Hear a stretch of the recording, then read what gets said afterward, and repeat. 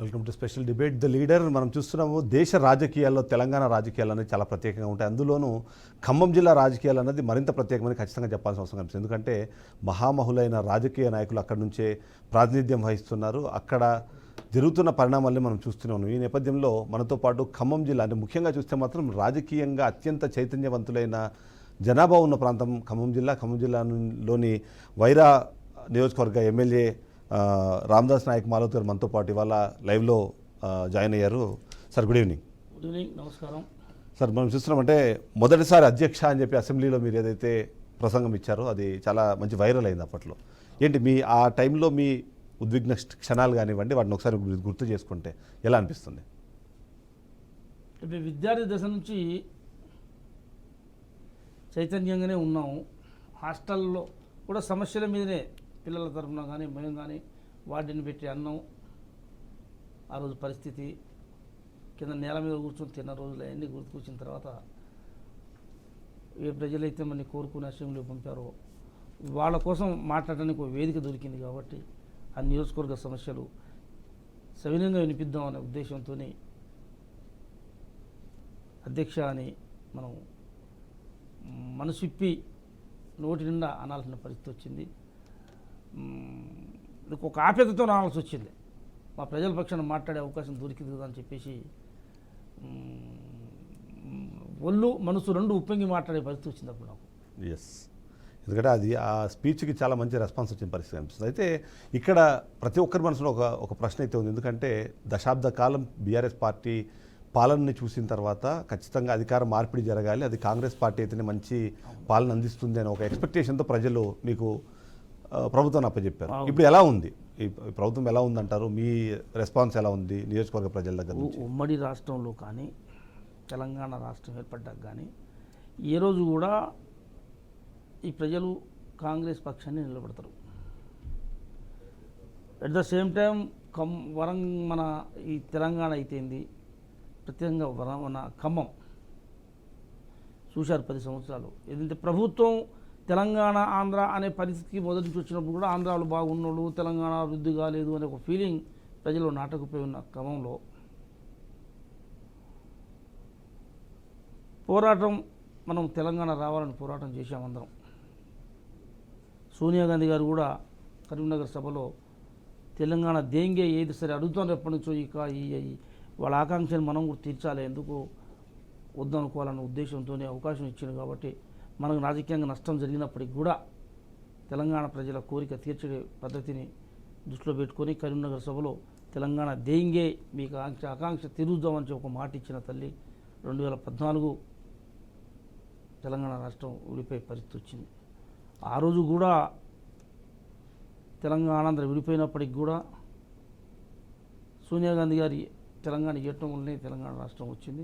సరే, ఆ రోజు రాజకీయాలు కాంగ్రెస్కు నష్టం జరిగిద్దని తెలిసి కూడా 25 పార్లమెంట్ సీట్లు ఆంధ్రప్రదేశ్లో ఉన్నప్పటికీ నష్టం జరుగుదని సర్వే రిపోర్ట్లు అన్నీ చెప్పి కూడా చెప్తా ఉంటే కూడా పార్టీ నష్టపోయినా కూడా తెలంగాణ ఇచ్చింది. ఇచ్చిన క్రమంలో 10 సంవత్సరాలు 2014 వాస్తవంగా నగరాలు చెప్పిరాటమే నేను పార్టీని విలీనం చేస్తానని చెప్పొచ్చింది ఢిల్లీలో. ఇక్కడ దిగటంతోనే ఇవారి మాటలు, కథ, కార్ఖానా ఆ మాటలతోనే ఈ 10 సంవత్సరాలు ఈ రాష్ట్రాన్ని గడుపుకుంటూ వచ్చాడు. ఆ మోసపడుతున్న మాటలు, ఆ దగులుబాజీ మాటలు సోనియా గాంధీ గారు పాపం నమ్మింది. పాపం నమ్మిస్తేనే ఇస్తానా పో అని తెలంగాణ ఇచ్చింది. ఇక దిగంగానే సోనియా గారు ఎన్ని మాట్లాడిన ప్రతి మాట తప్పాడు. అయినా ఆ రోజు ప్రజల్ని సరే నేనే తెలంగాణ తెచ్చిన అనే ఒక ఫీలింగ్తో ప్రజలు కూడా పోరాటం చేసిండు కదా అనే ఉద్దేశంతో తెలంగాణ రాష్ట్రాన్ని ఇచ్చిన తర్వాత ఏం పెద్ద బడుగు బలిన వర్గాలకు కూడా న్యాయం జరిగిన పరిస్థితి కనపడలే. అంటే మీరు విద్యార్థి దశ నుంచే ఉద్యమ పంథాన్ని అయితే ఎంచుకున్నారు. ఇన్ని ఉద్యమాల మీద ఏర్పడిన రాష్ట్రం ఇవాళ తెలంగాణ రాష్ట్రం. ఒక దశాబ్ద కాలం తర్వాత మీరు చూసుకుంటే మీరు కోరుకున్న తెలంగాణ ఇవాళ సాక్షాత్కారమైన తెలంగాణ రెండు సేమ్ ఉన్నాయా? ఇంకేమన్నా అక్కడ ఇంకా మీకు అసంతృప్తి ఉందా? తెలంగాణ ఆ రోజు తెలంగాణ ఇచ్చిన పరిస్థితి, అనుకున్న పరిస్థితి వేరు. రావాల్సిన తెలంగాణ వచ్చింది కానీ ప్రజలకు కావాల్సింది రాలే. ప్రజలు ఏదైతే కోరుకున్నారో అది రాలేదు. నిరుద్యోగం, ప్రధానంగా నిరుద్యోగం మీద ఏర్పడ్డ తెలంగాణ ఉద్యమం అది. నిరుద్యోగులందరూ కూడా విస్మరించి మోసం చేసిన పరిస్థితులు ఉద్యోగాలు ఇస్తాని ఉద్యమకారులందరూ మోసపోయారు మన కళ్ళ ముందు. ఓ కాంగ్రెస్ పార్టీ అన్యాయం చేస్తుంది తెలంగాణకి, తెలంగాణ ఇవ్వట్లేదు, తెలంగాణ ఇస్తే ఈ రాష్ట్రం ఎప్పుడో బాగుపడేది అని ఉద్యమం చేసిన తెలంగాణ ఉద్యమకారులందరూ మోసపోయారు. అంత కేసీఆర్ కుటుంబానికే ఉపయోగపడేది వాస్తవంగా. ఒక్క ఉద్యమకారుడు దేశంలో బాగా ఉద్యమ జిల్లా రాష్ట్రం ఏంటంటే తెలంగాణ. ఇలా స్వరూపం మారిపోయింది. తెలంగాణలో ఉద్యమకారుల అడ్రస్ లేకుండా పాపం నిర్ణయం అయిపోయిన పరిస్థితి మీరు కూడా చూస్తున్నాం, మేము కూడా చూస్తున్నాం. దాని తర్వాత ప్రజలు కోరుకున్నది కూడా రాలే. రైతులు రుణమాఫీ ₹1,00,000 చేస్తా అని చెప్పాడు. ఆ రోజు నమ్మాడు ఇవన్నీ. రుణమాఫీ డబుల్ బెడ్రూమ్ ఇస్తా, ₹1,00,000 రుణమాఫీ ఇస్తా, అందరికి ఉద్యోగాలు ఇస్తా అన్న క్రమంలో పాపం ఉద్యమంలో పోరాడింది కదా కేసీఆర్. సోనియా గాంధీ ఇచ్చింది, కానీ ఈయన కూడా కష్టపడ్డాడు అని తెలంగాణ చెప్తుంది. మనకి ఇస్తా అని చెప్తున్నాడు కాబట్టి ఇస్తాడులే అన్న ఉద్దేశంతో ఇస్తే మొదటిసారి 2014 నుంచి 18 వరకు గడిచిపోయినప్పటికీ కూడా ఏమో కొత్తగా వచ్చిందిగా మరి ఆయన సర్దుబాటు చేసుకుంటున్నాం. ఆ రోజు కూడా 17,000 కోట్ల మిగులు బడ్జెట్ ఇచ్చిన పరిస్థితి ఉంది రాష్ట్రం అయిపోయినప్పుడు. 18 అట్లా పోయింది. 18 తర్వాత ₹6,00,000 కూడా 4 దఫాలు, 5 సంవత్సరాలు 4 దఫాలు మాఫీ ఇచ్చిండు. ఆ రైతులకి వడ్డీలో కూడా ఉపయోగపడేవి. రైతులు నమ్మారు. ₹1,00,000 ఒకేసారి మాఫీ వస్తే, ఎందుకంటే 2004 ఆ రోజు రాజశేఖర రెడ్డి గారు మాఫీ చేస్తాను ఒకటేసారి ₹1,00,000 మాఫీ చేశాడు. రైతులు విముక్తులయ్యారు. అదే ఆ వర్షాలనే ఆ క్రమంలోనే రైతులు నమ్మారు, కానీ ఇంకెక్కువ అప్పులు పాలయ్యారు ఈ వడ్డీలు తీరాక. మళ్ళా 18 తర్వాత కూడా మాటలు చెప్పాడు. నిజంగానే మరి ఆ 5 సంవత్సరాల్లో మరి అవకాశం దొరకలేదేమో, ఇప్పుడైనా మనకి సాయం చేసి పెడతారేమో, ఉపయోగపడతారేమో అనే ఉద్దేశంతో మళ్ళీ ప్రజలు. కానీ బీఆర్ఎస్ నాయకులు ఇవాళ చెప్తుంది మీరు 2,00,000 రుణమాఫీ అని చెప్పారు, ఒక్కసారిగా చేస్తామని చెప్పన్నారు. కానీ దాన్ని విడతల వారీగా అనకపోయినా సరే డిఫరెంట్ స్లాట్స్లో మీరు చేసుకుంటూ వెళ్ళారు. ఇప్పుడు కూడా ఇంకా అది 45% కూడా పూర్తి అవ్వలేదు అనేది వాళ్ళ బీఆర్ఎస్ నాయకులు చేస్తున్న ఒక ఆరోపణ. రుణమాఫీ విషయంలో మీరు ఏమన్నా అంటే మీరు అనుకున్న స్థాయిలో దానికి సంబంధించిన రెస్పాన్స్ రాలేదని అనిపిస్తుందా మీకు? రుణమాఫీ అనేది పెద్ద ప్రభుత్వం బాధ్యత. అది రాహుల్ గాంధీ గారు వరంగల్లో చెప్పిన మాట. అది దానికి కట్టుబడి మా ముఖ్యమంత్రి రేవంత్ రెడ్డి గారు ఆగస్టు 15 కల్లా ఇస్తాని మాట ఇచ్చి రాహుల్ గాంధీ గారి మాట నిలబెట్టడం కోసం ప్రజలకు ఇచ్చిన మాట, ప్రజలు ఇందిరమ్మ రాజ్యాన్ని ఇచ్చారు మనకి, కాబట్టి వాళ్ళకి మాఫీ ఇవ్వాల్సిందే అనే ఉద్దేశంతో ₹1,00,000 రుణమాఫీ వరకు మొదటి దఫా ఇచ్చి ₹1,50,000 ఎంత 15 రోజుల తేడాతోనే ₹1,50,000 ఇవ్వడం జరిగింది. ₹2,00,000 చివరగా నా దగ్గర వైరా నియోజకవర్గంలో పెద్ద ఎత్తున పెద్ద భారీ సభ పెట్టి ఆ రోజు లాంచ్ ₹2,00,000 అంటే ₹1,00,000 రుణమాఫీ చేసే రోజు 6,000 కోట్లు, ₹1,50,000 రుణమాఫీ చేసే రోజు 6,000 కోట్లు, మళ్ళా 2,00,000 రుణమాఫీ చేసే రోజు 6,000 కోట్లు. అంటే ఏదైతే ₹1,00,000 పద్ధతి ప్రకారం బ్యాంకర్లు లిస్ట్ ఇచ్చారో అవన్నీ ఇచ్చే పరిస్థితి వచ్చింది. ₹1,00,000 వరకు ఏ రైతు బాకీ ఉన్నాడో అది కూడా మాఫీ చేసే పరిస్థితి వచ్చింది. మొన్న 2,00,000 వరకు కుటుంబంలో ₹2,00,000 వరకు ఎంతమందికి వస్తుందో అంతమందికి ఇచ్చి జరిగింది. పట్టాబుక్కులు లేనోళ్ళు, పాస్బుక్ లేకుండా ఉన్నోళ్ళు, 2,00,000 పైబడి ఉన్నోళ్ళు, ఆధార్ కార్డు తప్పుపడ్డోళ్ళు, వీళ్ళందరి డ్రైవ్ ఒక స్పెషల్ డ్రైవ్ పెట్టి ఇచ్చే కార్యక్రమం చేస్తుంది అందరికీ. అంటే చెప్పేది అంటే లెక్కలే అక్కడ మీరు చెప్తున్న మీరు చేసిన తప్పుల గురించి మాట్లాడుతుంది. 43,000 కోట్లు మీరు ఫస్ట్ రుణమాఫీ అన్నారు, దాన్ని 32,000 కోట్లు తీసుకొచ్చారు, తర్వాత 23,000 కోట్లు అన్నారు. కానీ ఇప్పుడు దాకా ఇచ్చింది మీరు ఎంత చూసినా సరే 18,000-20,000 కోట్లకు మించి దాటట్లేదు. అలాంటప్పుడు మీరు పూర్తిగా రుణమాఫీ చేశారు అంటే నమ్మడం ఎట్లా అన్నది హరీష్ రావు చేసిన ఒక అది అసలు వాళ్ళ జీవితంలో నిజం చెప్పు. వాళ్ళు ₹1,00,000 4 సార్లు 4 దఫాలు చేసి అందరూ అప్పులు, ఇక 2,00,000 పైబడి అప్పులు అది వాళ్ళ పుణ్యమే కదా. ₹2,00,000 మాఫీ చేసుకుంటే వాడు 2,00,000 పైబడి మాఫీ అయ్యేటోడే కాదు, ఇవాళ బాకీ అయ్యేటోడే కాదు. కాబట్టి రాజకీయాల్లో వాళ్ళని నమ్మకుండానే కాంగ్రెస్ పార్టీకి రాజ్యం ఇచ్చింది. సోనియా గాంధీ గారు ఇచ్చిన 6 హామీల్లో ఉచిత కరెంటు, బస్సు, ఆరోగ్యశ్రీ, రుణమాఫీ, రేపు ఇప్పుడు ఇల్లు స్టార్ట్ చేయబోతున్నాం ఫస్ట్ వీక్ ఉంటుంది నెలలో. రుణమాఫీ ఏదైతే 18,000 కోట్ల రూపాయలు ఇచ్చాం, మిగిలిన ఇంకా 12,000-13,000 కోట్లు ఉన్నాయి. అవి కూడా ఇప్పుడు 2,00,000 పైబడి ఉన్న వాళ్ళకి పట్టా బుక్కులు లేని వాళ్ళకి, రేషన్ కార్డులు లేని వాళ్ళకి, వాళ్ళందరికీ కూడా ఇవ్వాలన్న ఉద్దేశంతో ఇవాళ ఇల్లుగా అగ్రికల్చర్ అధికారులను పెట్టి లిస్ట్ తయారు చేస్తున్న పరిస్థితి ఉన్నది. అందరికీ రుణమాఫీ అయింది, దాంట్లో ఏం సందేహం లేదు. కానీ అంటే ప్రచారం మీద ఉన్నంత ధ్యాస మీకు అక్కడ ప్రజలకు మంచి చేసే ప్రచారం విషయంలో లేదు. ఎందుకంటే వైరాలో జరిగిన సభలో దాదాపు 150 మందిని మీరు తీసుకొచ్చి ఆ సభాస్థలి పైన కూర్చోబెట్టి మీరు చేసింది అవంతా చూస్తుంటే అంటే కేవలం ప్రచార యావ మాత్రమే కనిపిస్తుందా అన్నది ఒక ప్రశ్న చాలా మందిలో ఉంది. ఇప్పుడు ఒక సంకల్పం మొదలు పెట్టేటప్పుడు అన్నదమ్ముల మధ్య 5 ఎకరాలు పంచుకోవడానికి, 4 పంచుకోవడానికి ఊళ్ళో ఉన్న పెద్ద మనుషులందరూ జమ కావాలి. దాదాపు నెలల తరబడి పడుతుంది. అది ఈ సంకల్పం డబ్బులతో కూడింది. దీన్ని పరిపాలించమని 17,000 కోట్ల అదనం బడ్జెట్తో రాష్ట్రం ఇస్తే నువ్వు ఏం చేసిపోయినావు? 7 లక్షల కోట్లు అప్పు చెప్పిపోయినావు. 40,000 కోట్లు ఇప్పుడు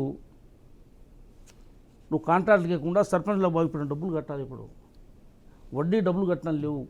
కాలేజీ 1,00,000 కోట్ల రూపాయలు పెట్టి కాళేశ్వరం కొడితే కూలిపోయే పరిస్థితి వచ్చింది. దాని వడ్డీ కట్టలేని పరిస్థితి.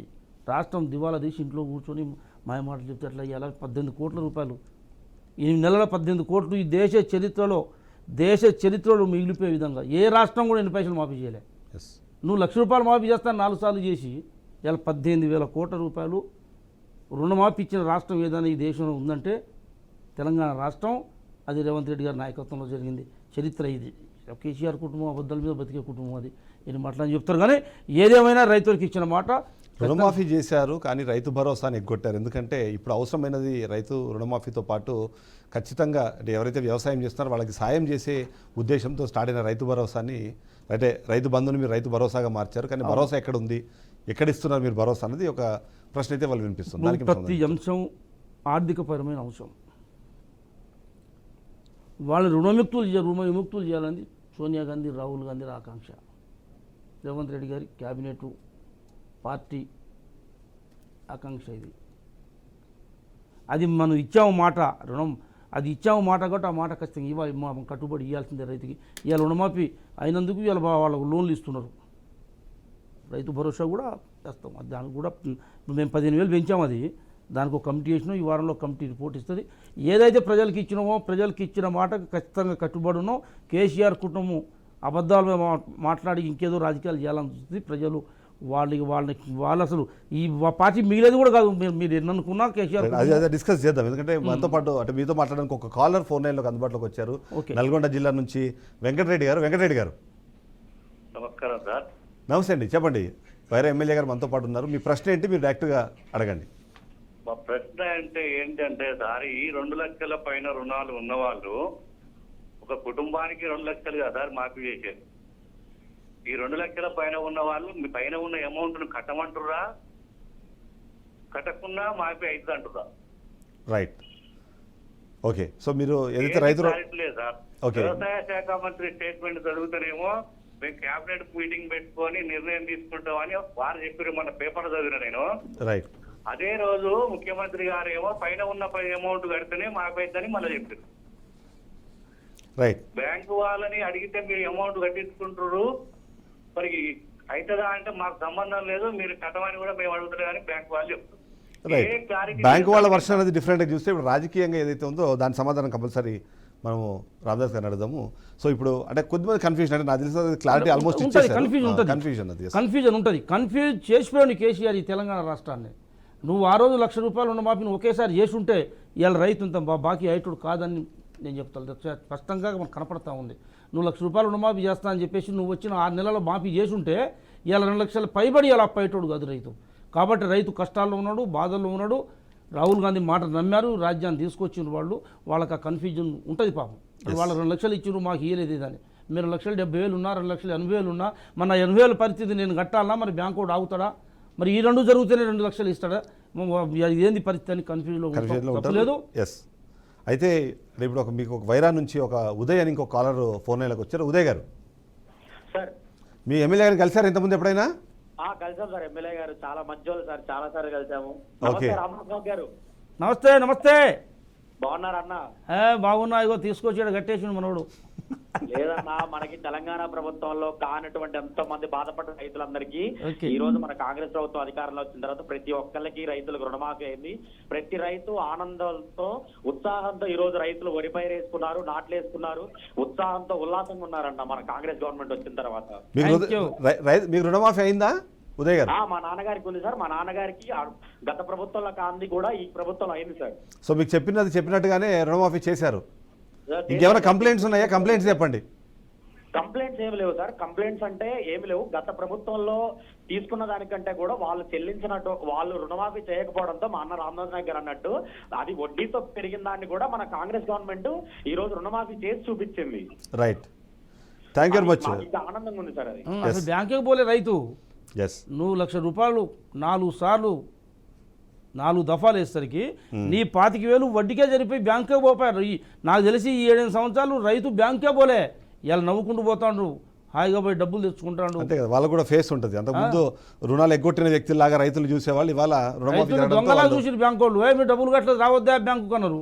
ఎస్, పాల్వాన్ నుంచి మరొక కాలర్ శివశంకర్ ఫోన్ లైన్లో ఉన్నారు. శివశంకర్ గారు సార్ నమస్తే అండి. నమస్తే. శివశంకర్ సార్. చెప్పండి, మీ ప్రశ్న అడగండి. సార్ హలో చెప్పండి శివశంకర్ గారు. సార్ కేటీపీఎస్ లో ఆర్టిజన్ సార్. నేను ఆర్టిజన్ చేస్తా. Okay idea sir. Artisan KTPS లో ఆర్టిజన్ పనిచేస్తున్నాం మేము. ఓకే, గత ప్రభుత్వంలో కేసీఆర్ గారు 2017 29 తారీఖు మమ్మల్ని ఆర్టిజన్ గా పర్మిట్ చేస్తాం చేశారు కేసీఆర్ గారు. ఓకే, అక్కడ నుంచి మనకి అంటే ఒకటే సంవత్సరం సార్ మాకు 2 rules sir. ONM shop rules, మాకు ఒక స్టాండింగ్ ఆర్డర్ అని చెప్పేసి ఒక ఆర్టిజన్ పేరు పెట్టి మమ్మల్ని చాలా కేసీఆర్ ప్రభుత్వంలో చాలా మమ్మల్ని చాలా అన్యాయం చేస్తారు మమ్మల్ని. మిమ్మల్ని అన్యాయం చేస్తారు. ఓకే, నేను సో మీరు ఏం కోరుకుంటున్నారు? నేనే చెప్తా. ఎస్ చెప్పండి, మీరు అడగండి ఫైనల్ చెప్పండి పాయింట్. మా కాంగ్రెస్ ప్రభుత్వం సార్ ఖచ్చితంగా మాకు అంతమంది రెవెన్యూ మన సీఎం గారు మాట చేస్తారు, రేవంత్ రెడ్డి గారు ఖచ్చితంగా మీ ఆర్టిజన్ పర్మిట్ చేస్తానికి మాకు హామీ ఇచ్చారు. హలో చెప్పండి వింటున్నాం. సార్ మన రేవంత్ రెడ్డి మన కాంగ్రెస్ ప్రభుత్వం రాకముందు మీకు కాంగ్రెస్ ప్రభుత్వం వస్తుంది సార్, మీకు ఖచ్చితంగా 23 మందికి మేము పర్మిట్ చేస్తామని చెప్పి మాకు హామీ ఇచ్చారు సార్. రైట్, నేనే రామదాస్ గారు. నేను మాట్లాడదాని మీద. ఎస్ రామదాస్ గారు. నమస్తే శివశంకర్ అన్న. Sir Shivshankar sir. నమస్తే. నీ కేటీపీఎస్ 2000 సంవత్సరంలో సార్ సార్ కొత్త బస్టాండ్ కాడ సార్ సార్ 90 రోజులు ఇదే నిరాహార దీక్ష చేపించిన నేను. ఏది మీ యొక్క సార్ ఎఫెక్టెడ్ విలేజ్లు పాండురంగాపురం, సార్ సూరారం, కరకవాగు, పున్నకల, జగన్నాథపురం, కేశాపురం, దాని పక్కన శేఖరాం బంజరా, ఈ చుట్టుపక్కల ఊళ్ళందరూ ఎఫెక్టెడ్ ప్రభావిత కేటీపీఎస్ ప్రభావిత గ్రామాల యువకులందరికీ కూడా ఉద్యోగాలు ఇవ్వాలని చెప్పేసి ఉద్యమం చేయించిన. నాతో పాటు నీ కృష్ణ నాయక్ ఉన్నాడు, ఎర్రయ్య ఉన్నాడు, వీళ్ళందరూ నా పడితే ఉన్నాడు, చచ్చిపోయారు వాళ్ళు. ఆ రోజు మిమ్మల్ని అందరినీ కూడా VTDAలుగా ఏర్పాటు చేయించిన, అంటే విలేజ్ ట్రైబల్ డెవలప్మెంట్ ఏజెన్సీలుగా, లేబర్ కాంట్రాక్ట్ సొసైటీలుగా మీ అందరికీ ఏర్పాటు చేయించిన. ఆ రోజు వాళ్ళందరినీ 2014లో తెలంగాణ వచ్చిన తర్వాత కేసీఆర్ వాళ్ళని ఉద్యోగాలు పర్మనెంట్ చేస్తా అంటే మీలాంటి వాళ్ళు ఆశపడి తెలంగాణ రాష్ట్రంలో ఓటేసి గెలిపించిన ఆయన్ని VTDAలో లేబర్ కాంట్రాక్ట్గా పనిచేస్తున్న వాళ్ళనే అట్టిజలుగా చేసిండు తప్ప కొత్తగా ఎవరిని కేసీఆర్ కొత్త ఉద్యోగాలు ఇవ్వలేదు. రైట్, ఇప్పుడు నేను మొన్న 2-3 రోజుల క్రితం కూడా తెలంగాణ ఆంధ్ర విడిపోయేటప్పుడు ఇదే కేటీ మన జెన్కో వాళ్ళు, ట్రాన్స్కో వాళ్ళు డీలందరినీ ఏడీలు చేస్తే నేను మొన్న బుధవారం రోజు మీ CMDతో మాట్లాడినా, మీ ఆర్టిజన్ల వాళ్ళకు కూడా కొంతమందికి ప్రమోషన్లు రావాలట 15 మందికి. కరెక్టేనా? వాళ్ళందరి గురించి కూడా మనం మొన్న జెన్కో CMD దగ్గర మాట్లాడా. Thank you. ఖచ్చితంగా న్యాయం జరుగుతుంది. ఎస్, మొత్తానికైతే అంటే ఊరు పేర్లతో సహా చెప్తున్నారంటేనే మీరు ఆ ఉద్యమము, ఆ నేపథ్యం ఇచ్చిన ఆ కాన్ఫిడెన్స్ అనేది మనకు అర్థమైపోతుంది. మరొకసారి పెద్దపల్లి నుంచి తిరుపతి గారు ఫోన్ లైన్లో ఉన్నారు. తిరుపతి గారు. హలో తిరుపతి గారు అడగండి, మీ ప్రశ్న ఏంటో అడగండి. నమస్కారం సార్. చెప్పండి తిరుపతి గారు. నమస్కారం సార్. ఎస్, ఎమ్మెల్యే గారు వింటున్నారు, చెప్పండి. అదే కేసీఆర్ గారు ₹1,00,000 రుణమాఫీ చేసినప్పుడు మన రేవంత్ రెడ్డి గారు 2 లక్షలు తీసుకోమన్నారు సార్. తీసుకోమన్న వాళ్ళు ఎప్పుడు సార్? అది 2023 10వ నెల. 10వ నెలలో ₹2 లక్షల తీసుకున్నాం సార్.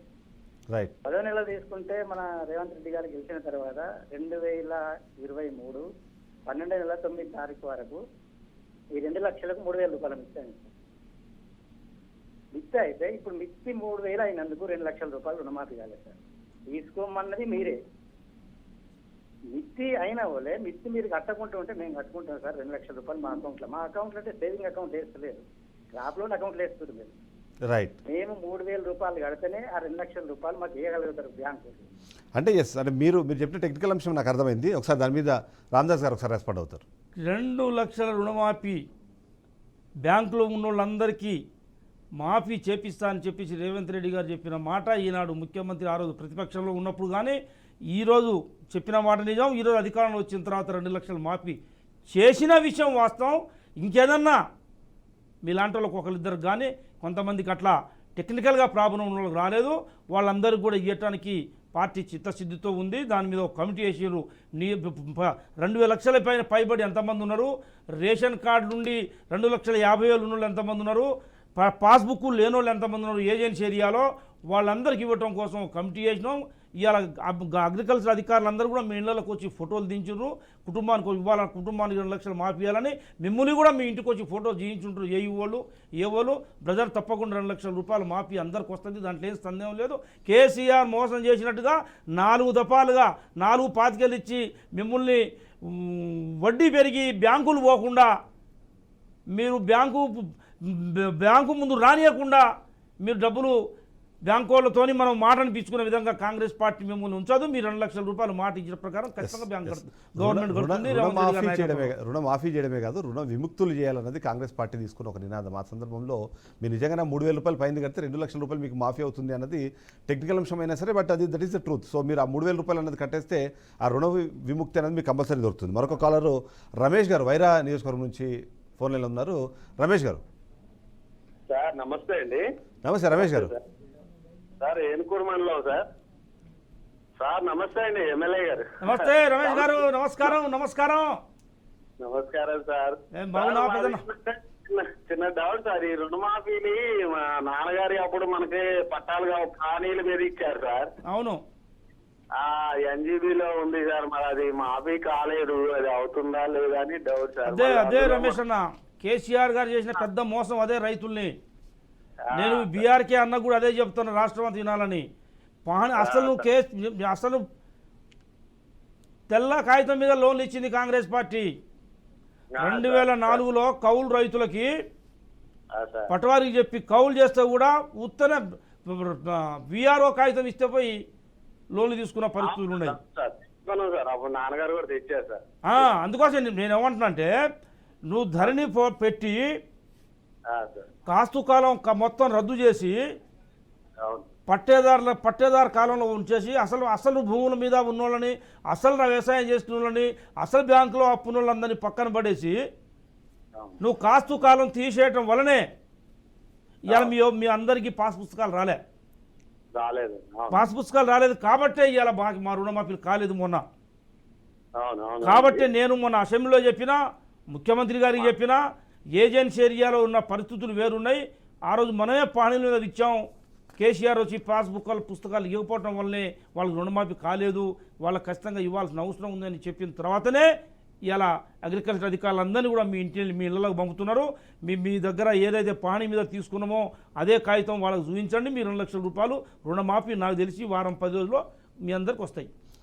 రైట్. ఇక్కడ ఒక షార్ట్ బ్రేక్ తీసుకుందాం. బ్రేక్ తర్వాత డిస్కషన్ కంటిన్యూ చేద్దాము. అయితే కాంగ్రెస్ పార్టీని ఏ ఉద్దేశంతో అయితే ప్రజల అధికారానికి దగ్గర చేశారో, ఇప్పుడు ఆ అధికారం తీసుకున్న తర్వాత కాంగ్రెస్ పార్టీ అదే దారిలో వెళ్తుందా, లేకపోతే ఇప్పటికీ బీఆర్ఎస్ పార్టీ మీద కుంటిసాకులు చెప్తుందని ఒక ప్రశ్న ఉంది. ఆ ప్రశ్న కూడా సమాధానం తీసుకునే ప్రయత్నం చేద్దాం. ఇక్కడ చాలా కీలకమైన విషయం అంటే, ఒకటి ఖమ్మం జిల్లాకు సంబంధించి మాట్లాడినప్పుడు బీఆర్ఎస్ పార్టీ చాలా క్లియర్గా చెప్తుంది, 10 సంవత్సరాల్లో మేము ఖమ్మంని చాలా డెవలప్ చేశామన్నది ఒక పాయింట్ చెప్తూ ఉంటుంది. మరొక కీలకమైన అంశం, ఖమ్మం జిల్లాకు వచ్చేటప్పుడు స్పెసిఫిక్గా మీది ట్రైబల్ అంటే ఎస్టీ నియోజకవర్గం కాబట్టి నాదొక ప్రశ్న. పోడు భూములకు సంబంధించిన సమస్య చాలా కీలకమైనది. ఎందుకంటే అక్కడ ఆ విషయం పైన దాడులు జరిగేవి, దాదాపుగా మర్డర్ల వరకు వెళ్ళిన సిచ్యువేషన్ చూసాం. కానీ కాంగ్రెస్ పార్టీ అధికారంలోకి వచ్చిన తర్వాత ఆ సమస్యకు పరిష్కారం చూపిస్తామని చెప్పి ఒకటి మీరు అంతకుముందు చెప్పారు. సో ఏంటి అది, ఎక్కడ దాకా వచ్చింది? ఖమ్మం జిల్లా పూర్తి గిరిజన జిల్లా. అది దాని స్వరూపం వేరు, అక్కడ పరిస్థితులు వేరు. ఉద్యమ స్వభావం గల జిల్లా అది. నక్సలైట్ పార్టీలు అన్నీ ఉంటాయి, విప్లవ పార్టీలు అన్నీ ఉంటాయి.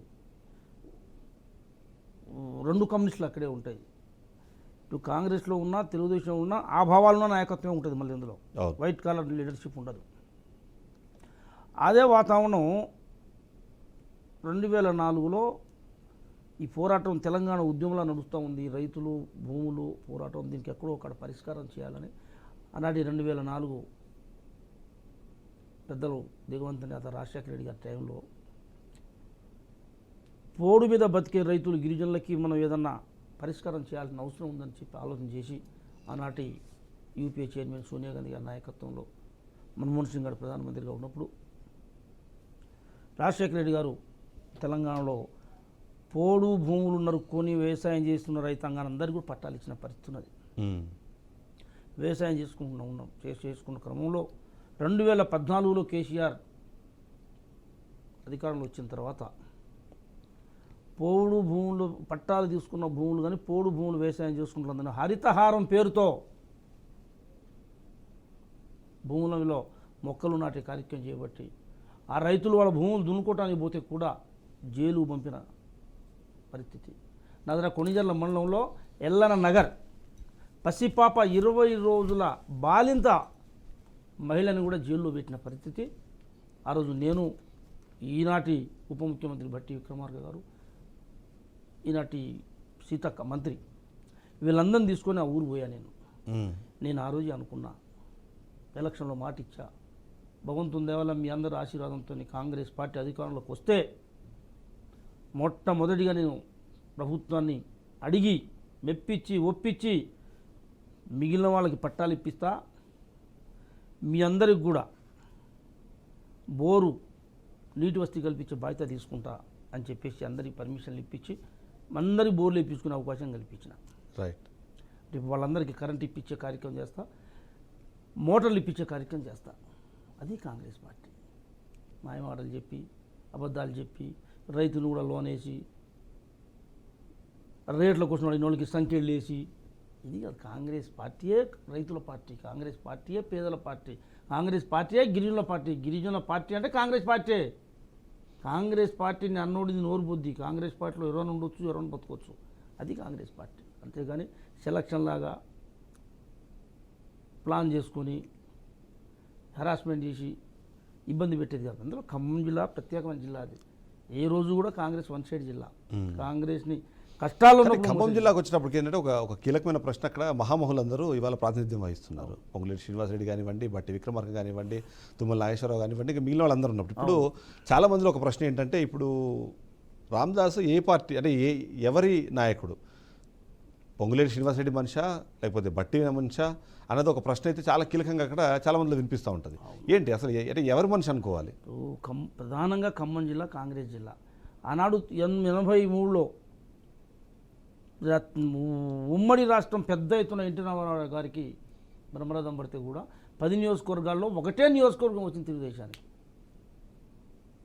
అది కాంగ్రెస్ పార్టీ. ఆనాడు వెంగళరావు గారి నాయకత్వం, అప్పుడు సిద్ధారెడ్డి గారి నాయకత్వం. మళ్ళా 2014లో తెలంగాణ రాష్ట్రం అంతా తెలంగాణ ఉద్యమం, కేసీఆర్ పెద్ద ఎత్తున కింద లేస్తే కేసీఆర్, నిలబడితే కేసీఆర్ అన్న రోజుల్లో కూడా 10 నియోజకవర్గాల్లో కేసీఆర్కి కొత్తగూడెం నియోజకవర్గం ఒకటే వచ్చింది. 9 కాంగ్రెస్ పార్టీ అనుకూలంగా వచ్చింది. మళ్ళా అధికారం చేయి నిండా ఉంచుకొని 18 ఎలక్షన్లో పోతే కూడా 2018 ఎన్నికల్లో కూడా అధికార యంత్రాంగం, అధికారులు, బలగం అంతా కేసీఆర్ చేతుల్లో ఉండగా కూడా 10 నియోజకవర్గాలకి 9 కాంగ్రెసే గెలిచింది, ఒకటే కేసీఆర్ గెలిచింది. మొన్న 10కి 9 గెలిచాం, ఒకటే భద్రాచలం టీఆర్ఎస్ గెలిచింది. మళ్ళీ 4 రోజుల తర్వాత ఆ మిత్రుడు కూడా మా దాంట్లోకి వచ్చేసాడు. అది కాంగ్రెస్ పిల్ల, అది ఏ వ్యక్తులది కాదు. కాకపోతే కాంగ్రెస్లో కుటుంబంలో పెద్దన్న ఉంటాడు, 5 అనందములలో చిన్న ఉంటాడు, నడిపన్న ఉంటాడు. వాటిని కాంగ్రెస్ పార్టీకి వాళ్ళు అంతర్గత ప్రజాస్వామ్యం బాగా ఎక్కువ మీ దగ్గర. ఎందుకంటే మీ సీటుకి దాదాపుగా 10 మంది పోటీ పడ్డారు. దాంట్లో అటు కొద్ది మంది ఇటు కొద్ది మంది వాళ్ళ పేర్లు చెప్పుకున్నా లేకపోతే వాళ్ళ సహకారంతోనో సీట్లు సంపాదించుకునే ప్రయత్నం చేశారు. ఇప్పుడు అదే పరిస్థితి ఉందా, లేదా ఆ పరిస్థితి మారిపోయి ఇప్పుడు ఎమ్మెల్యేగా అందరూ మిమ్మల్ని? జనరల్గా 3 జనరల్ స్థానాలు అయ్యి, 2 ఎస్టీ స్థానాలు, 5 గిరిజన స్థానాలు.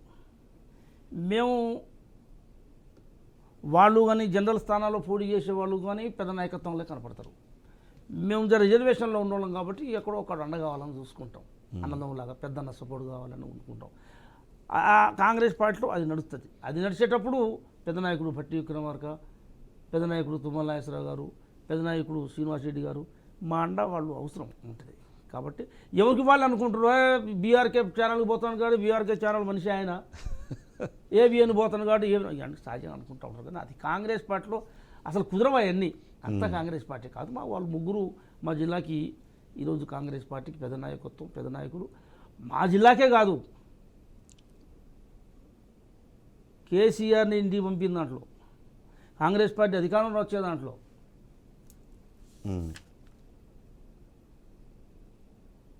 అధికారం రావడం దాంట్లో కీలక పాత్ర పోషించింది ఖమ్మం జిల్లా. కాంగ్రెస్ పార్టీ ఈరోజు అధికారం రావడం దాంట్లో కీలక పాత్ర అన్ని రకాలుగా పోషించి రాజకీయాలని మలుపు తిప్పే దాంట్లో భాగస్వామ్యం ఖమ్మం జిల్లా. మా ముగ్గురు నాయకత్వం కూడా అలా పనిచేశారు. ఎస్, మనతో పాటు మరికొద్దిమంది కాలర్స్ ఫోన్ లైన్లోకి అందుబాటులోకి వచ్చారు. నర్సారెడ్డి గారు నిర్మల్ నుంచి ఫోన్ లైన్లోకి వచ్చారు. నర్సారెడ్డి గారు సార్ నమస్కారం సార్. నమస్తే అండి, చెప్పండి మీ ప్రశ్న ఏంటి? సార్ రైతు రుణమాఫీ చేస్తాను, ఏకకాలంలో రుణమాఫీ చేస్తానని రేవంత్ రెడ్డి గారు చెప్పింది కదా, అలాగే చేస్తున్నందుకు ధన్యవాదాలు. అలాగే ఇంకోటి ఏంటంటే 2 లక్షల వరకు రుణమాఫీ చేస్తానన్న 2 లక్షల పైన ఉన్న వాళ్ళకి ఇప్పటి వరకు రుణమాఫీ జరగడం లేదు. అది కూడా షరతులు విధిస్తారు. ఇప్పుడు 2,50,000 ఉంటే 50,000 బ్యాంక్ లో కట్టమని గైడ్ లైన్స్ ఇస్తామని అంటున్నారు. తుమ్మల నాగేశ్వరరావు మన వ్యవసాయ శాఖ మంత్రి గారు చెప్పారు. 50,000 ఈ టైంలో ఎక్కడి నుంచి చేస్తారు సార్ రైతు? కొంచెం దాన్ని ఎక్స్క్యూజ్ చేయండి.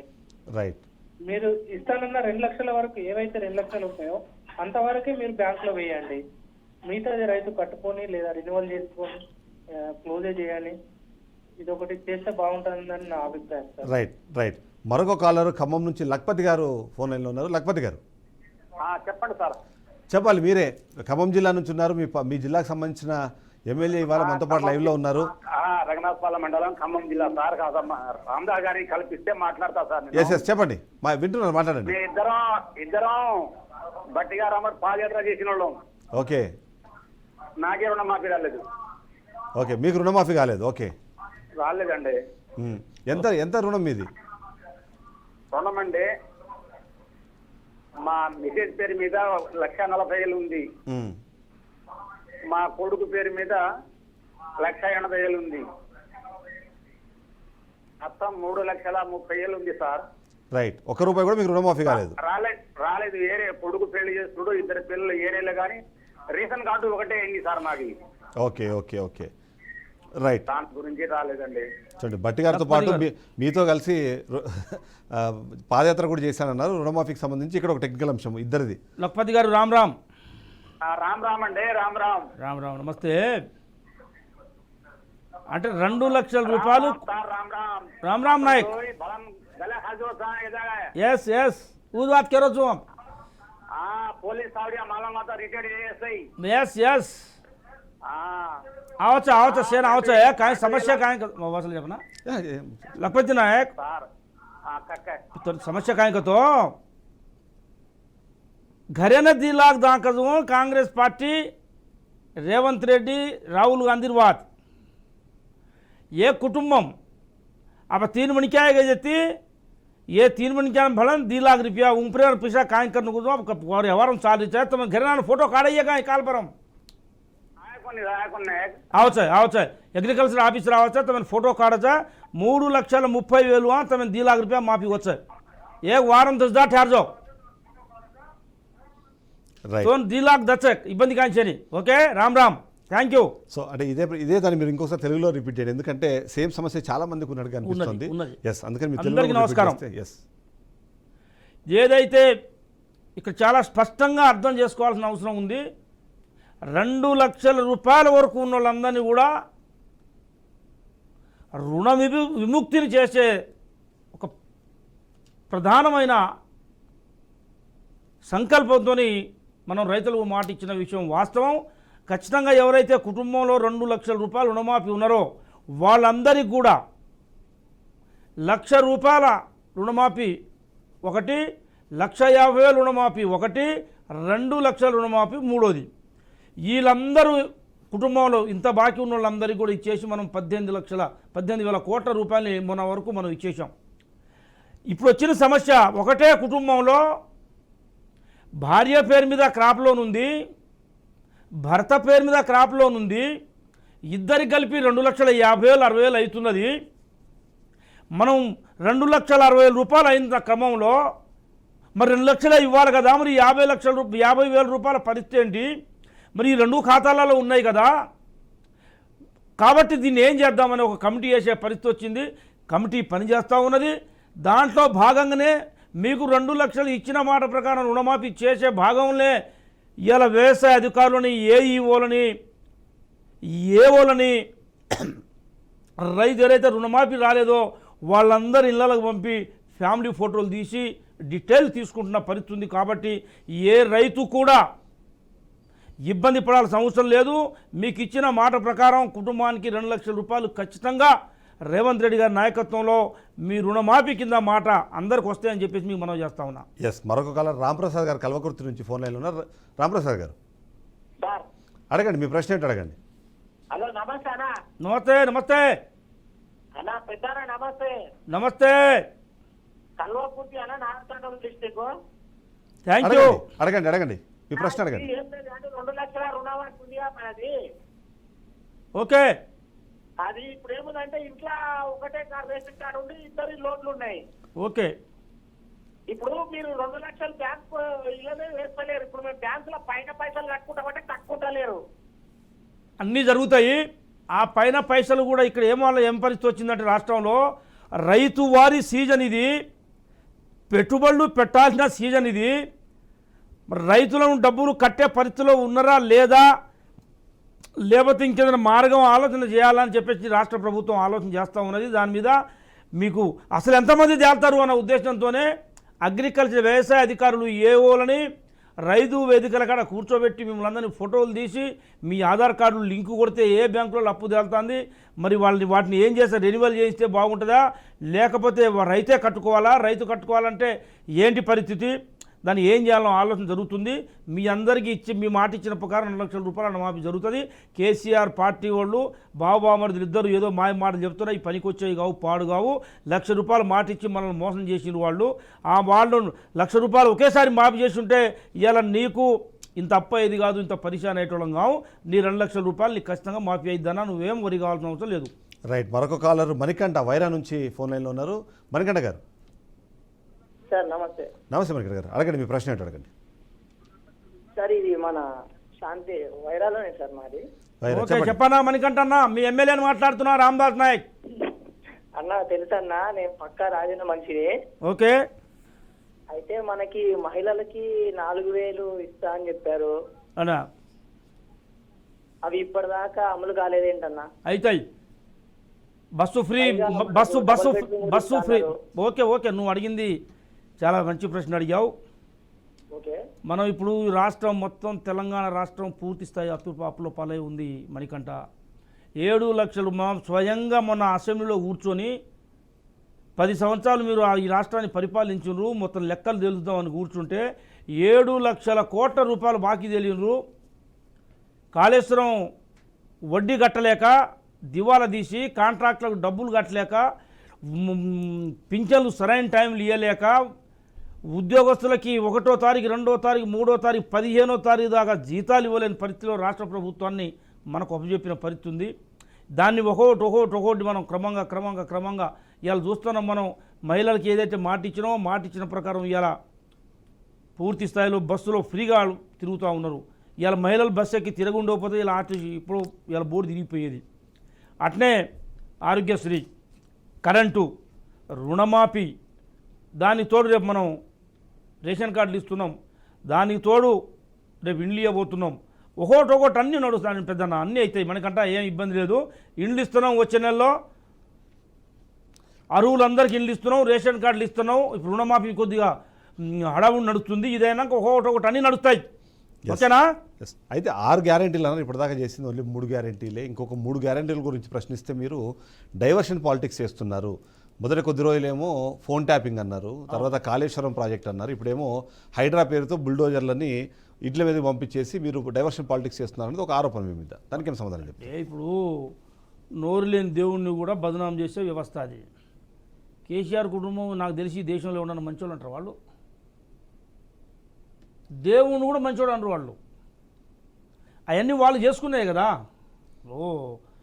హైడ్రాది వాళ్ళ సంకల్పమేగా, దోచుకునే కార్యంలో భాగం. ఎవరిని దోస్తుంటే వాళ్ళకి ఆక్యుపై చేసుకోకుండా అని చెప్పి నువ్వు దాన్ని ఇది మంచిది కాదని మనం చెబుతున్నాం. ఇలా సామాన్యులందరూ హర్షిస్తున్నారు. వస్తే ఒకళ్ళు ఇద్దరు ఎవరికైనా ఇబ్బంది ఉంటూ ఉండొచ్చు. ఎక్కడ కూడా డైవర్ట్ కావట్లేదు. మనం మాట ఇచ్చాము, మాట ప్రకారం నడుస్తూ ఉంది. హైడ్రా అనేది కొత్తదేం కాదు, అది వాళ్ళే అధికారులు, ఆఫీసర్లు వాళ్ళే. ఇప్పుడు ఆ హైడ్రా టీం అంతా ఇప్పుడు కేసీఆర్ ప్రభుత్వంలో ఉద్యోగాలు చేసిన వాళ్ళే కదా.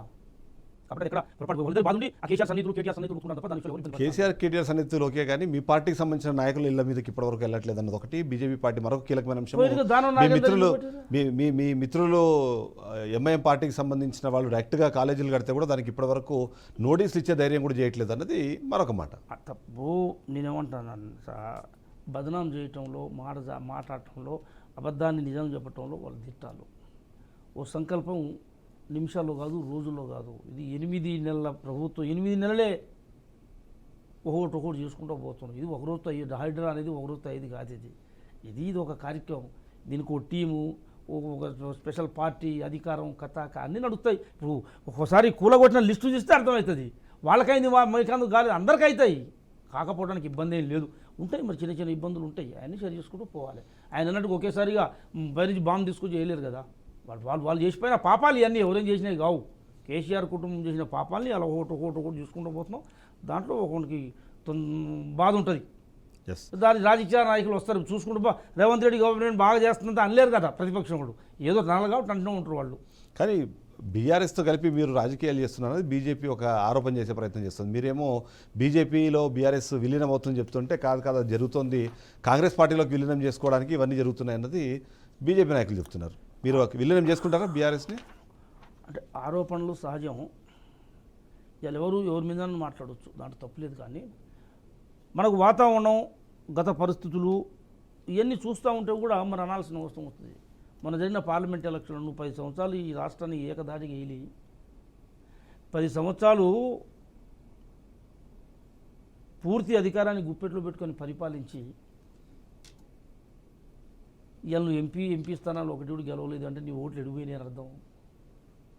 మామూలుడికి విఆర్పురంలో ఉన్నోడికి అర్థమవుతుంది. అది భద్రాచలం ఏజెన్సీ ప్రాంతంలోకి అర్థమవుతుంది. లెక్కలు చెబుతున్నాయి.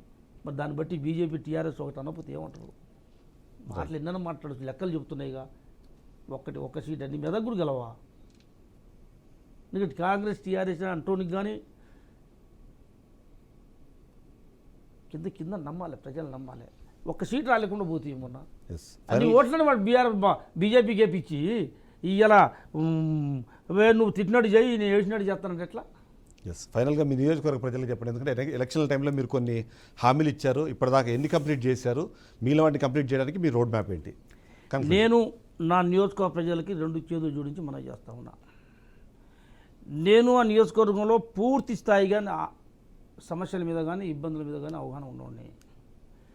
వైరా నియోజకవర్గం అనేది 5 మండలాలు, ఒక మున్సిపాలిటీ, పూర్తిగా వ్యవసాయ నియోజకవర్గం. అది ఇటు వ్యవసాయం రైతులు, ఇటు వ్యవసాయ కూలీలు, ఇక్కడ నిరుద్యోగులు తప్ప. నా దగ్గర పట్టుమని ఒక 20 మంది కూర్చొని ఒక గంట సేపు కూర్చొని టీ తాగుదాం అన్నంత హోటల్ కూడా లేదు నా కాడ.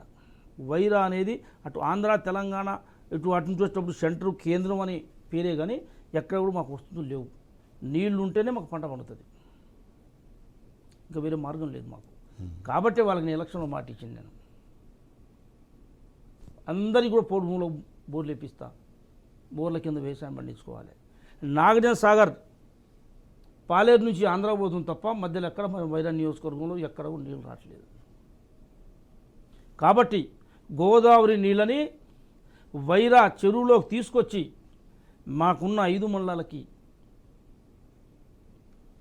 గోదావరి నీళ్ళని వేసే ప్రతి ఎకరానికి ఇస్తా అని చెప్పి మాట ఇచ్చిన ప్రకారం నిరుద్యోగులు, రైతులు, రైతు కూలీలు ఇంతవరకు ఏ నాయకుడు సుయాద్ నగర్ నుంచి వైరా ఏర్పడ్డాక అంత మెజారిటీని ఎవరు గెలవలేదు. అంత మనస్ఫూర్తిగా ఆశీర్వదించిన గెలిపించారు. వాళ్ళకి మాట ఇచ్చిన ప్రకారం వాళ్ళకి అందుబాటులో ఉన్న కట్టుబడి ఉన్న పార్టీల రహితంగా వాళ్ళకి పని చేసుకుంటూ పోతున్నా. ఇవాళ నేను బోర్లు ఇప్పించిన ఇంకా చేయాల్సిన వాటికి ఏంటి రోడ్ మ్యాప్?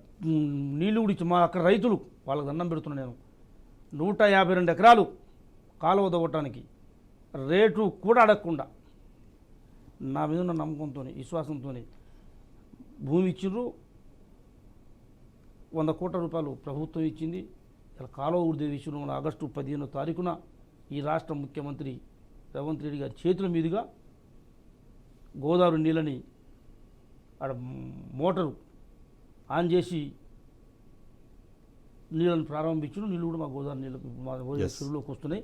ఆ ఇబ్బంది వాళ్ళకి మాట ఇచ్చిన ప్రకారం అన్ని రకాలుగా వాళ్ళకి అందుబాటులో ఉంటాను నేను. ప్రజలు ఇవాళ మాకు ఎప్పుడు నాకు దేవుళ్ళు, వైరా నియోజకవర్గ ప్రజలు నాకు దేవుళ్ళు.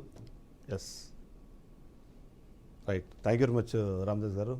Thank you very much. ఓవరాల్గా చూస్తే మాత్రం ఖచ్చితంగా ప్రజలు ఇచ్చిన బాధ్యత, ఆ ఇచ్చిన గెలుపు ఇచ్చిన బాధ్యత ఏదైతే ఉందో దాన్ని నిర్వర్తిస్తాను. సమస్యల మీద పూర్తి స్థాయిలో అవగాహన ఉన్న వ్యక్తిని కాబట్టి ఆ సమస్యల పరిష్కారాన్ని ఖచ్చితంగా కృషి చేస్తానని రామదాస్ గారు చెప్తున్నారు.